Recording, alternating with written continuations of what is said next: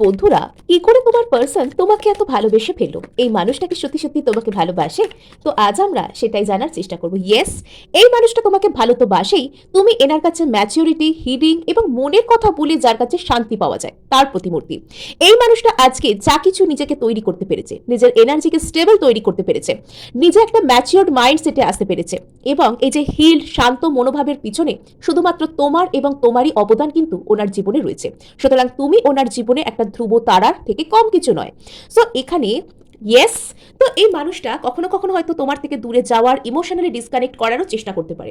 Because তুমি তোমার energy এনাকে এমনভাবে ঘিরে রাখে যে এনার মাঝে মাঝে সবকিছু অবিশ্বাস্য মনে হয়। কিন্তু হিলিং ইনি করবেনই। তুমি এনার কাছে, এনার জীবনে দ্য স্টার, মানে ধ্রুবতারার থেকে কম কিছু নয়। ওনাকে হার্ট ব্রেক থেকে বেরিয়ে আসতে তুমি সাহায্য করেছো। এই মানুষটার জীবনে তুমি ভীষণ ভীষণ স্পেশাল। ইয়েস, তুমি তার জীবনে ব্যালেন্স রেস্টোর করে রেখেছো।